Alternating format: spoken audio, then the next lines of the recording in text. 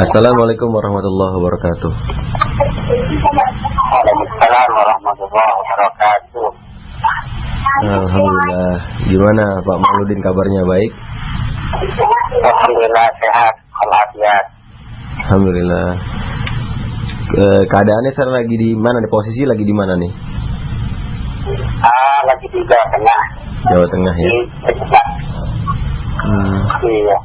Ada beberapa jamaah menanyakan sejarahnya tentang Pak Mauludin ini gimana. Kemudian ada juga tokoh-tokoh agama yang tertarik mau tahu ya. Sebenarnya Pak Mauludin itu siapa sih? Namanya sekarang jadi beken. Mungkin di sini saya mewakili teman-teman ingin menanyakan, mungkin Pak Mauludin bisa ceritakan sedikit tentang perjalanannya sampai terus mulai kenal dakwah Islam jamaah, terus mulai ngaji, ketemu Pak Nur Hasan mungkin, terus dan seterusnya mungkin. Silahkan Pak Mauludin. Oh ya, alhamdulillah. Saya pertama kali kenal dengan dakwah jamaah itu di Jambi ya. Di Jambi, nama desanya Sungai Jambat. Sungai Jambat. Itu tahun 79.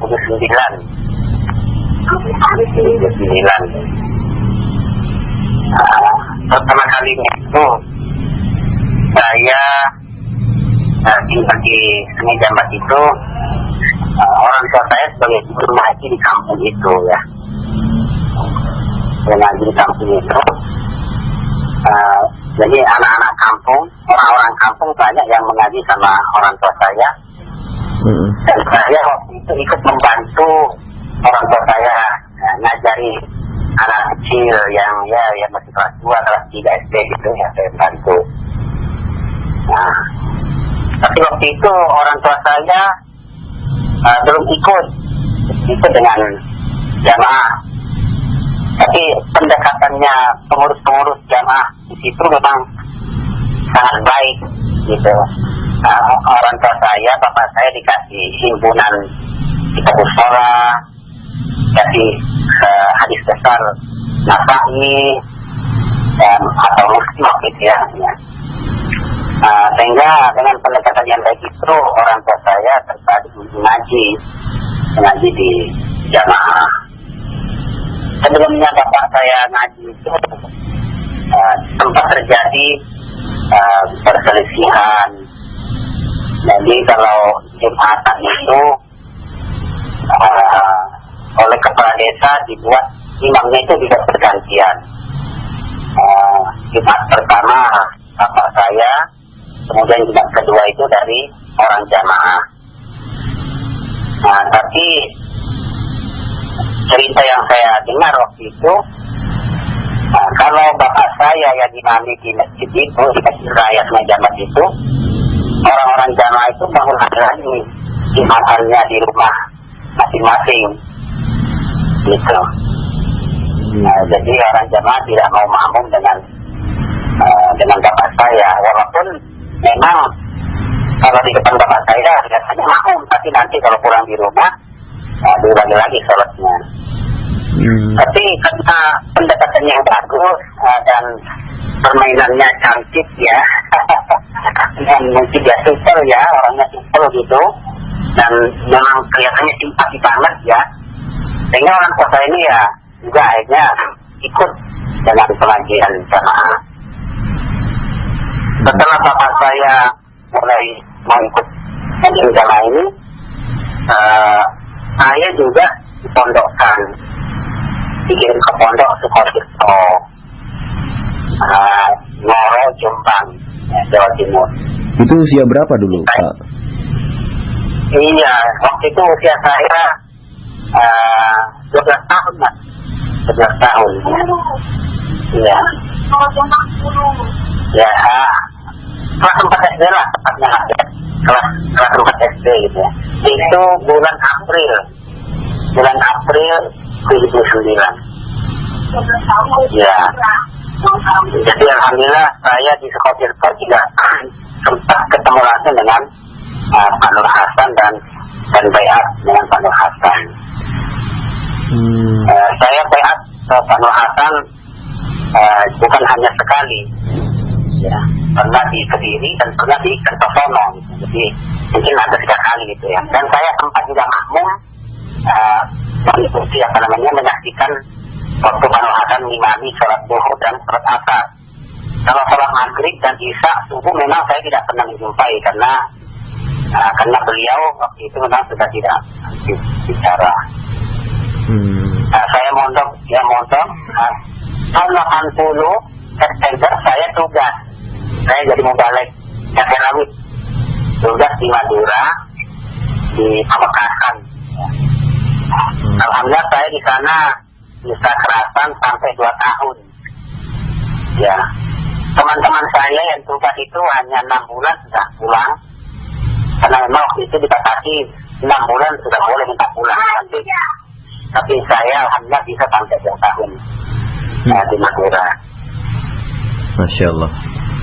Iya. Tahun 82 September, itu ada program Paku Bumi ya, ada istilahnya itu pengangkatan mubalik Paku Bumi. Saya didaftarkan menjadi Paku Bumi setelah dites oleh pengurus yang ditunjuk. Salah satunya adalah Pak Nasir almarhum. Saya dinyatakan menjadi Paku Bumi. Begitu. Mulai ngapalin Quran sejak tahun berapa, Pak? Kalau menghafalkan Quran itu semenjak ya waktu saya pulang dari Madura itu ya, sekitar 83. Karena saya ketemu dengan Pak Saudi sebagai wakil 4, yang beliau juga hafal Al-Quran, jadi saya tertarik dengan beliau, dan beliau sering meminta amal soleh saya untuk menyimak bacaan beliau, hafalannya, sehingga saya juga ditanya, Mauludin punya hafalan apa? Waktu itu saya punya hafalan 4 surat, surat Yasin, surat Ad-Duhan, surat As-Sajdah, dan surat Al-Mulk yang dibuat untuk sholat Idul Jumat. Jadi saya hafalkan itu, saya setorkan dengan Pak Budi. Kemudian dari situ saya memulai dari Al-Baqarah. Tapi karena saya tidak bisa terus-menerus bersama dengan Pak Budi, artinya saya di Kediri, sedangkan Pak Budi di Kertosono, sehingga hafalan saya tidak bisa tidak bisa cepat selesai gitu. Kadang-kadang semangat, kadang-kadang tidak semangat, kadang-kadang bisa menambah, kadang-kadang tidak bisa menambah. Yang sudah ada kadang-kadang lupa lagi karena sama tidak di Mutajah. Iya. Terus yang terdengar oleh jamaah-jamaah di mana-mana yang terkesan itu Pak Mauludin hafal Quran, terus disaksikan Paku Bumi, terus kok tiba-tiba dapat berita Pak Mauludin murtad katanya. Nah ini bagaimana ini istilah murtad itu juga bagaimana? Kemudian apa cerita di belakang Pak Mauludin murtad ini? Silahkan Pak Mauludin. Iya, saya juga agak geli juga ya mendengar kata-kata seperti itu ya.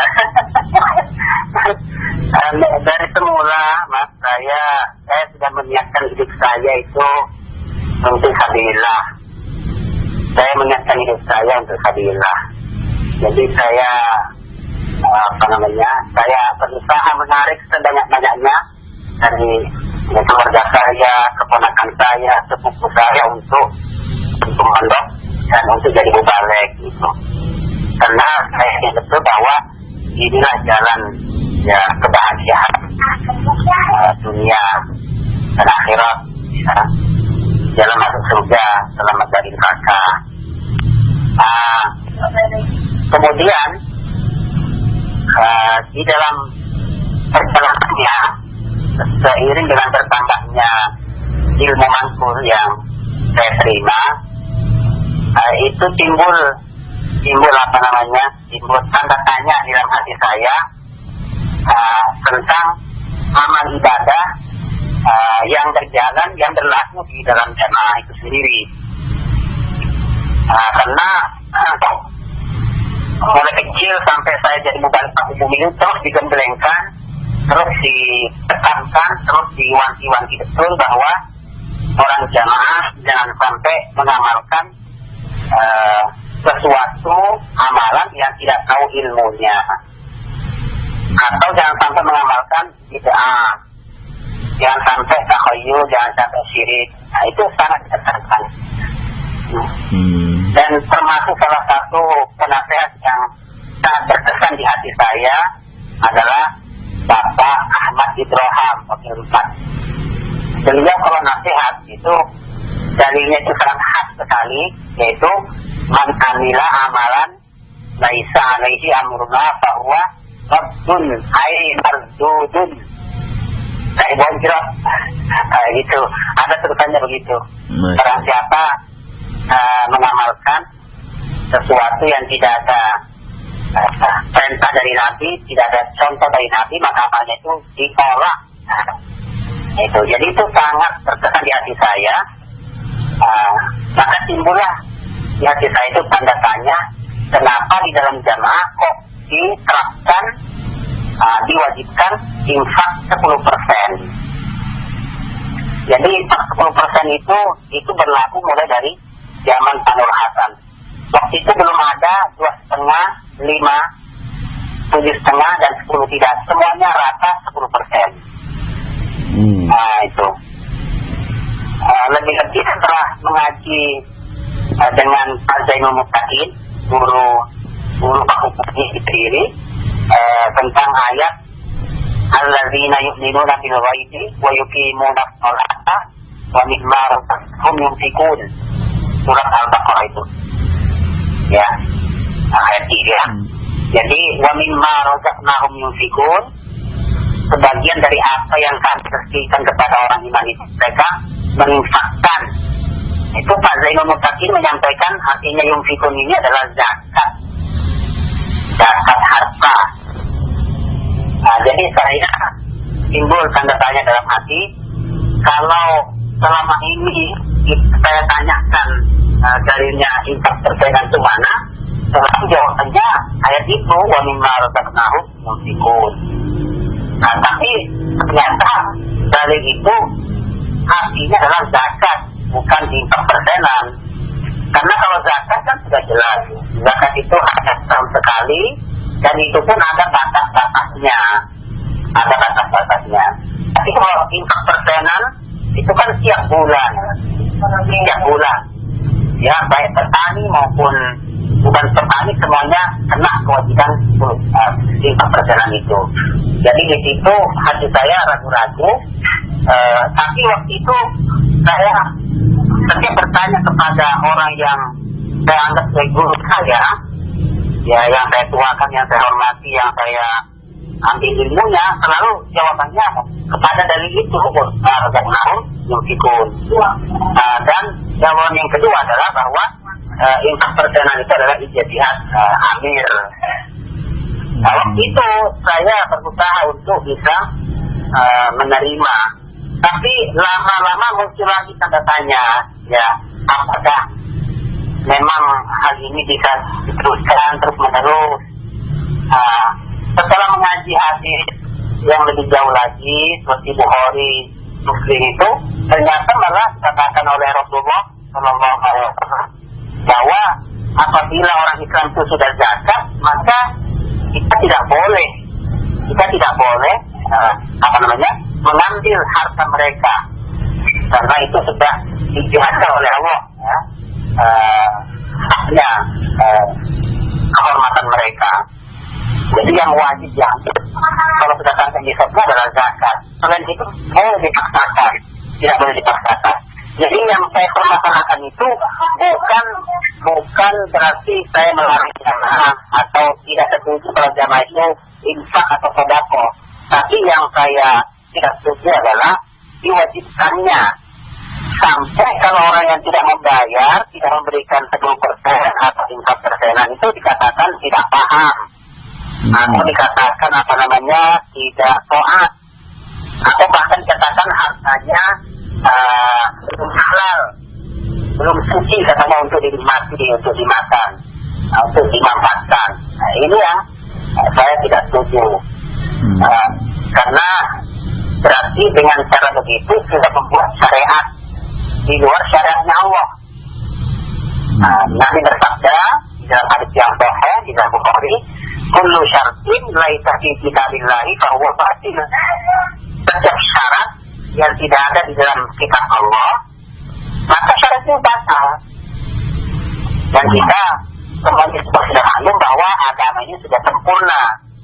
Namanya sudah sempurna, berarti apa yang dikerjakan oleh Rasulullah Shallallahu Alaihi Wasallam dan sahabatnya itu sudah jadi.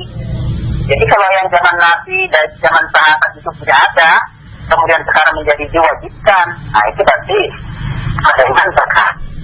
Islam zaman Rasul itu belum sempurna. Jadi inilah yang menjadikan saya hati saya tidak bisa sabar menerima melihat kenyataan itu. Dan hal-hal yang lain yang banyak saya ingkari seperti diterjemahnya pendopo-pendopo wanita di daerah-daerah yang tidak ada mahramnya, terutama mahramnya. Terus sedangkan pendopo laki-laki saja, kalau dia bepergian ke luar daerah, saya sendiri pernah jadi pendopo di muda-mudi beberapa tahun, saya rasakan begitu beratnya perjalanan. Apalagi kalau perempuan yang di situ ya tidak ada mahramnya, lebih berbahaya. Terus hal apa yang membuat Pak Mauludin disebut murtad itu, Kak? Hal apa? Ya ini memang yang paling mendasar ya. Jadi begitu pula setelah sebenarnya saya membaca Bukhari karena saya di Kediri itu mengajar Bukhari tahun 84 sampai 92. Berarti kalau setiap tahun saja hatam satu kali, berarti saya hatam Bukhari waktu itu menyampaikan Bukhari itu 6 kali hatam ya. Nah di situ saya membaca dalil sabdanya Umar bin Khattab radhiyallahu anhu di dalam Bukhari juz 8 yang berbunyi fahabaya'a rajulan an ghairi masyuratin minal muslimin fala yutaba huwa walal ladzi bayahu. Barang siapa membaiat kepada seseorang dengan tidak musyawarah dengan orang-orang Islam, maka tidak boleh diikuti. Kalau isabah huwa waladzi bayahu, yang dibaiat tidak boleh diikuti dan yang mengangkat baiat kepadanya juga tidak boleh diikuti. Ini ucapannya Umar bin Khattab. Bagaimana kalau makna dari pemangkulan di jamaah terhadap dalil itu? Karena dalil itu kan tentunya dimangkulkan di dalam jamaah kan? Bagaimana mangkulnya ini bagaimana? Iya memang itulah saya merasa kenapa itu saya berulang-ulang membaca, tapi waktu itu kok tidak tanggap masih apa namanya ya seperti orang yang tertidur nyenyak gitu ya. Jadi yang waktu itu yang selalu disampaikan pokoknya la Islam illa ijamaah, itu saja. Ini juga ucapannya Umar. Nah, tapi yang persyaratannya mengangkat keamiran itu tidak pernah disebutkan. Maka setelah saya sadar dengan dalil ini, saya merasa aneh lagi. Kalau innahu la Islam illa ijamaah selalu ditekankan, setiap kali nasihat selalu disampaikan. Tapi kenapa yang ucapan Umar yang satu ini kok tidak pernah disinggung? Persyaratannya mengangkat keamiran itu harus musyawarah. Nah ini ada apa ini gitu? Dan yang parahnya Mas, saya tuh alasannya tidak menerima apa namanya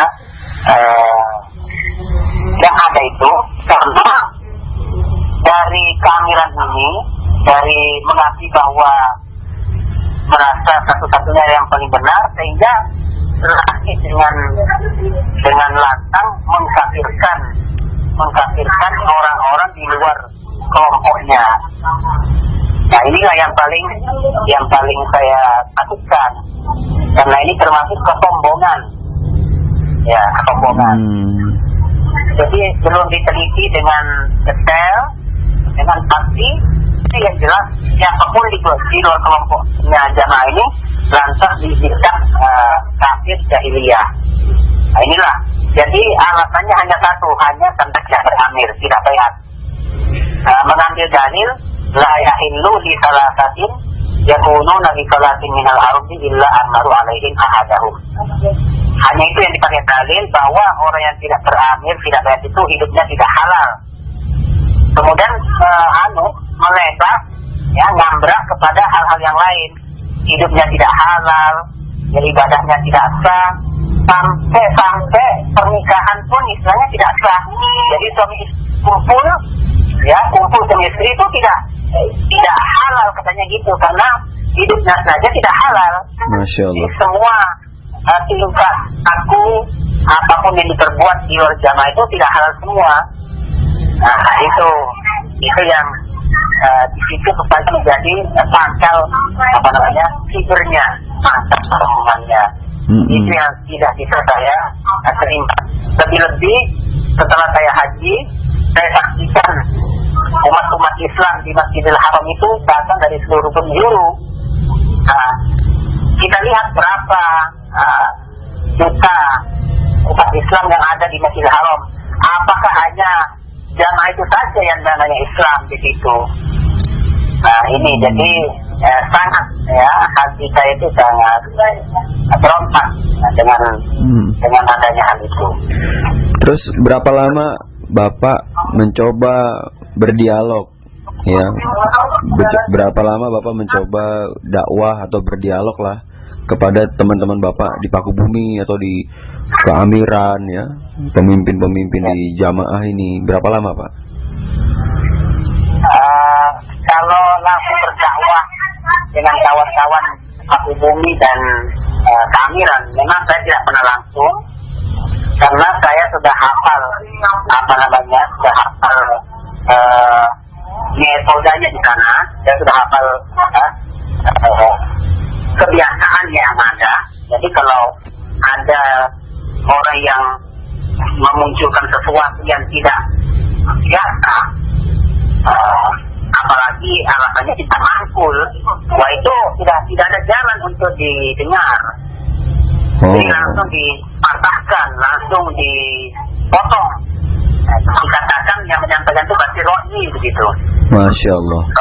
Nah, jadi saya berusaha menyampaikan kepada santri-santri itu, memang dia sengaja bertanya, bukan saya mengajak, tapi dia yang datang menanyakan hal-hal yang ada di dalam jamaah itu, seperti persenan, seperti surat taubat.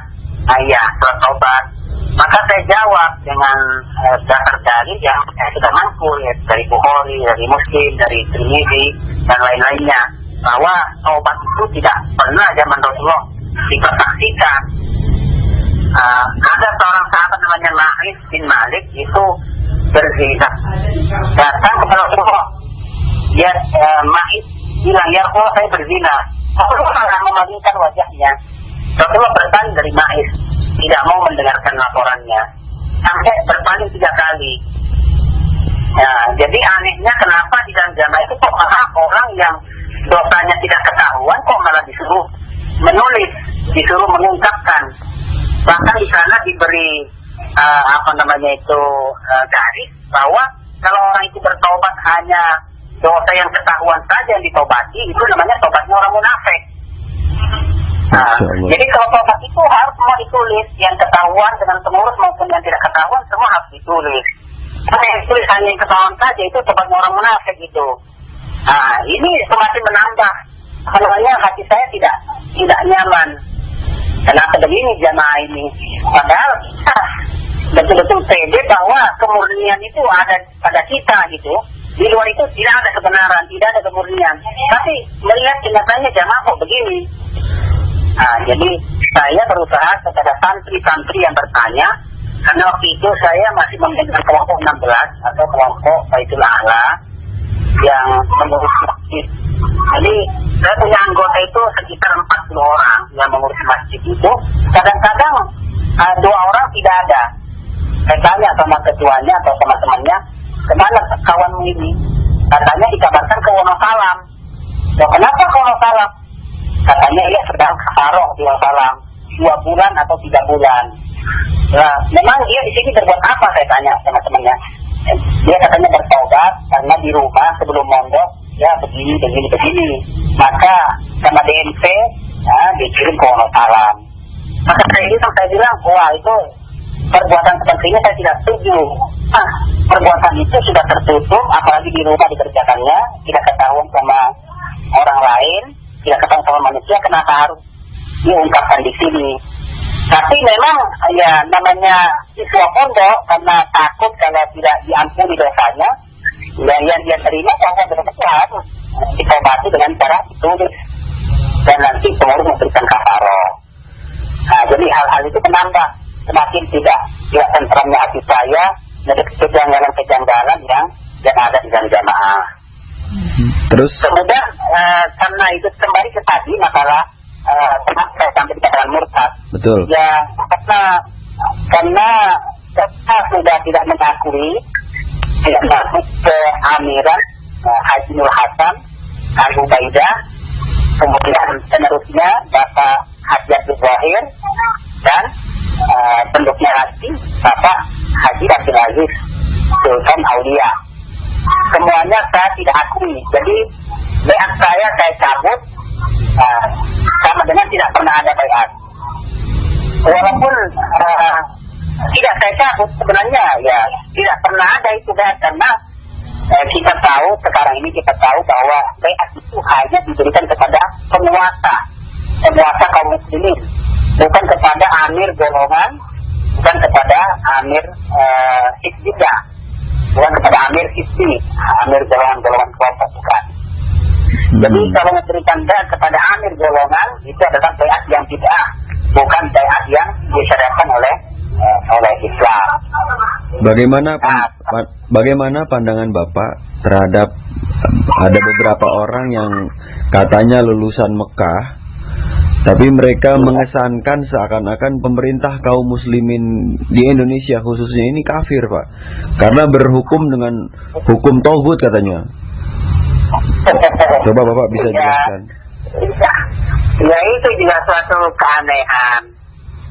Kalau mereka mengaku lulus dari Mekah, tidak mungkin punya manhaj seperti itu.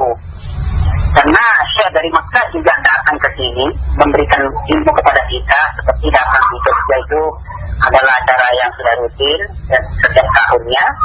Dan yang satu dan hanya satu Syekh saja, ya, bahkan dari Madinah juga datang, tidak mengatakan bahwa pemerintah kita ini kafir.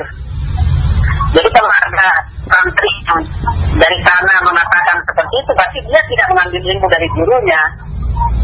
Begitu. Masya Allah. Dia pasti merubah ilmu yang dia dapatkan dari sana, ya dia robah. Dan kalau dikatakan alasannya mengkafirkan pemerintah, apa alasannya? Ini yang perlu kita pertanyakan, apa alasannya dia mengkafirkan pemerintah? Karena katanya hukumnya bukan Quran hadis, tapi Pancasila dan Undang-Undang Dasar 45 katanya gitu. Iya. Nah sekarang saya tanya, apakah mereka sudah sanggup melaksanakan syarat Islam seutuhnya? Kenyataannya tidak ada. Mereka pun belum siap, belum sanggup melaksanakan itu. Nah, jadi ini ya hanya alasan saja, hanya alasan untuk mengkafirkan orang, ya hanya alasan itu. Ya. Ya sebenarnya kalau kita mau dengarkan fatwa-fatwa ulama, ya yang mereka itu merujuk kepada Al-Quran dan Sunnah, Al-Quran dan hadis, ya tidak seperti itu keterangannya. Perlu perincian yang sangat detail dan perlu kehati-hatian. Dan mengatakan kafir itu bukan setiap orang boleh mengatakan kafir. Itu adalah keputusannya ulama yang punya kewenangan. Masya Allah. Terus ya, jadi kembali ke tadi, nah sebentar saya sedikit mau menambah sedikit bahwa jadi setelah saya tidak mengakui kehamilannya Manul Hasan dan Pak Abdul Wahid dan Pak Abdul Aziz, jadi saya dicap kafir, saya dicap murtad. Nah di situ alasannya mas, itu alasannya. Saya juga dikatakan khawarij, ya, karena sudah keluar dari ke jamaah, maka saya dikatakan khawarij. Dalilnya al-khawariju kilabunar. Katanya khawariju kilabunar. Itu memang dalil, ya, itu memang dalil. Tapi keluar dari jamaah itu jamaah yang mana? Itu yang harus ada penjelasan lagi. Dan alhamdulillah, maha suci Allah, kita sudah mendapatkan keterangan yang detail, yang jelas sekali dari Syekh Syekh Muhammad bin Umar bin Salim Basmul. Beliau adalah sebagai salah satu, kalau tidak salah, salah satu guru di Ummul Qura dan di Masjidil Haram. Itu sudah sangat jelas sekali keterangan beliau ini. Mudah-mudahan Allah memberikan melindungi kepada beliau, guru kita ini, dan memberikan umur yang panjang sehingga bisa terus membina pada kita. Bagaimana nasihat Bapak buat Mas Khalil dan Mas Aziz yang terkesan membuat ini nggak jelas gitu, terkesan masih membela paham khawarijnya, padahal mereka adalah muridnya Syekh Yahya, yang Syekh Yahya ini adalah gurunya Syekh Basmul. Bahkan Mas Khalil ini adalah muridnya Syekh Basmul di Ummul Qura. Bagaimana nasihat Bapak buat Khalil dan Aziz? Saya doakan mudah-mudahan Allah memberikan kekuatan, Allah memberikan taufik kepada kawan-kawan yang sudah belajar di tanah haram. Mudah-mudahan ilmu yang didapatkan di sana yang murni itu betul-betul bermanfaat. Tapi ya memang ada resikonya. Jadi saran saya dan ajakan saya, ya ilmu yang sudah didapatkan itu ya disampaikan, karena sudah sama-sama kita ketahui juga bahwa wala taqfu ma laisa laka bihi apa itu ya ayyuhalladzina amanu lima taquluna ma la taf'alun kabura maqtan indallahi an taqulu ma la taf'alun. Jadi saya mengajak kepada kawan-kawan yang sudah belajar di sana untuk mengatakan yang hak adalah hak. Sebagaimana sabda Nabi kepada Abu Dzar, "Qulil haqqo walau kana murran." Katakanlah kebenaran itu, sampaikanlah kebenaran itu walaupun kebenaran itu pahit diterima. Tapi ya tidak apa, sementara pertama pahit, nanti selanjutnya akan ada kemudahan dan pertolongan dari Allah. Insyaallah gitu. Amin. Terus ada jamaah yang menanyakan, karena di beberapa daerah disampaikan berita bahwa Pak Mauludin pakai gamis ngojek di dekat bandara. Kemudian yang kedua ada lagi katanya Pak Mauludin beberapa waktu yang lalu itu pergi ke daerah Jakarta Barat, kemudian habis sholat terus menghadap ke pengurus katanya, itu minta uang isrurnya semua dibalikin lagi katanya. Ini dua pertanyaan ini dari jamaah ya Pak ya, tolong disampaikan sebenar-benarnya apa Pak? Kalau ngojek itu mas ya, kalau ngojek itu, cerita ngojek itu dari lama, itu dari pertama saya masih di Tangerang itu sudah mendengar cerita ngojek itu ya. Memang saya ngojek kalau ada tamu datang ke rumah mau ketemu dengan saya, karena dia orang jauh, tidak tahu alamat saya, dan mungkin ya agak masuk kampung gitu ya. Jadi saya kasih tempat jamu dari kenal, dan kemudian saya jemput di sana. Dan saya ngojek karena saya nganter anak saya sekolah. Ya sekolah itu 5 orang, jadi ya bolak-balik lah, ya bolak-balik. Jadi mungkin orang jamaah yang melihat saya, jamaah yang benci kepada saya, melihat saya bonceng orang, Kiranya saya ngojek. Kalau maksudnya ngojek mencari nafkah, nah itu tidak benar. Tapi kalau ngojek memang karena dijemput kamu, yang mereka tidak tahu alamat saya, memang betul. Masya Allah. Iya. Tapi ya. Yang kedua. Ya mas, apa itu? Yang kedua tadi yang katanya pergi ke pengurus Jakarta Barat, kemudian minta uangnya dibalikin semua itu. Uang pembelaan gitu ya? Iya, semuanya dia minta dibalikin katanya. Iya, itu cerita yang dibikin-bikin, yang tidak ada asal usulnya. Memang saya juga mendengar dari saudara saya, dari Belopa, kakak paspor saya telepon ke saya bahwa kamu itu, saya dibilang gini, kamu 3.000 yang hanya ke di Cengkareng, katanya Jumatan di Cengkareng. Setelah Jumatan itu katanya minta imam daerah, kemudian minta tolong kepada imam daerah supaya imam daerah memintakan uang-uang sedekah saya, infak saya selama saya jadi jamaah.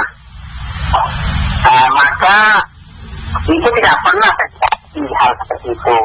Karena saya ini, saya masih sadar, saya masih sehat, saya masih waras. Tidak mungkinlah sedekah saya itu mau diberikan kembali. Apakah saya ingat berapa juta sedekah saya, atau berapa puluh juta, atau berapa ratus juta? Apa saya ingat? Ya, tidak mungkin. Ya, tidak mungkin itu saya minta. Dan saya 3 minggu yang lalu ya pernah datang ke Jakarta, apalagi datang ke daerah itu. Ya. Kalau saya mau minta uang pembelaan saya ke pusat sana, langsung ke Kediri, karena saya ini orang pusat. Tadinya saya ini orang pusat. Kenapa saya minta tolong sama orang daerah? Nggak ada gunanya. Orang daerah itu kan di bawahnya wakil 4. Saya ini wakil 4. Saya wakil 4. Jadi kalau wakil 4 minta tolong sama orang daerah itu kan nggak nyambung cerita itu. Nggak nyambung. Jadi ya hanya cerita yang dibikin-bikin ya supaya jamaah itu berkesan kepada saya, barangkali begitu ya. Tapi mudah-mudahan cerita itu ya sadar dan mau minta maaf. Nah. Tapi kalau tidak minta maaf ya biarlah, itu urusan dia kepada Allah. Kemudian mungkin pertanyaan terakhir ini untuk ngobrol-ngobrol kita kali ini. Apa saran Pak Mauludin terhadap para jamaah yang sekarang banyak sekali berusaha mencari kebenaran? Dengan beredarnya simpang siur berita dari pengurus katanya begini, dari Salafi katanya begitu, Pak Mauludin begini. Ini akhirnya mereka banyak juga yang mencari-cari kebenaran. Ini apa nasihat Bapak buat mereka? Iya, adalah saya sangat senang sekali untuk menyampaikan hal ini kepada jamaah untuk jadi pegangan. Ya.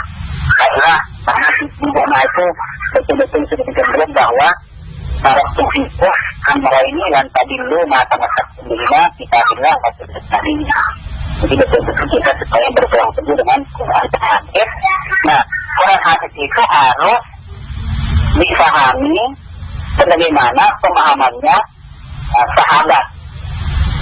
Jadi Nabi bersabda, ma'ana alaihi wa ashabi wa wahidatun fil jannah wa hiya jamaah qalu wa ma hiya ya Rasulullah qala ma'ana alaihi wa ashabi.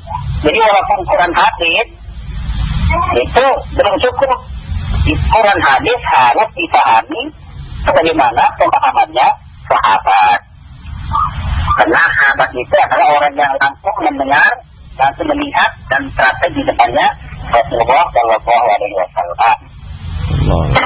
Maka saya ingin menyampaikan, ini kita lihat ucapan-ucapan para imam, yaitu imam 4. Yang pertama adalah Imam Hanafi. Beliau lahir tahun 80. wafat tahun 150 Hijriah. Dan ini adalah ulamanya tabi'in. Jalan tabi'in. Beliau rahimahullah berkata, ini salah satu ucapan beliau adalah, "Idza qultu qawlan yukhalifu kitab Allah Ta'ala wa khabar Rasul sallallahu alaihi wasallam fatruku qawli." Ini pesannya Imam Hanafi.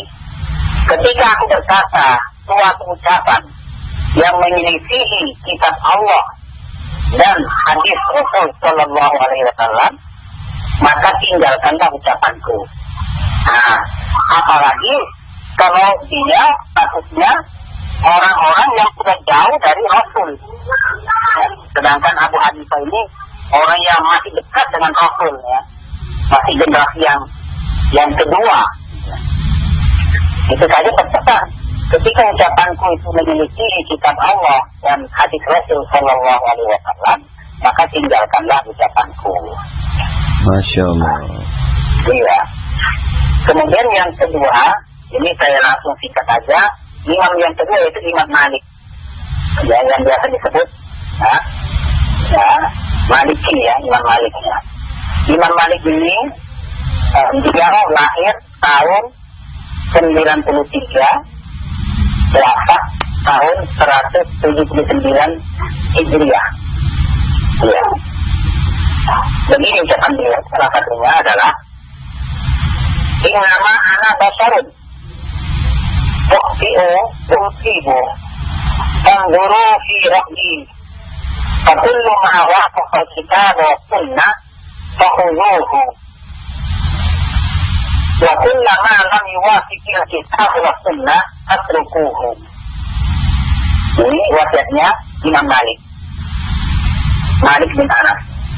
Artinya, kata Imam Malik, sesungguhnya saya adalah manusia biasa. Saya bisa keliru dan bisa benar. Namanya manusia, ya, bisa benar dan bisa keliru. Maka perhatikanlah, kata beliau, perhatikanlah pendapat-pendapatku.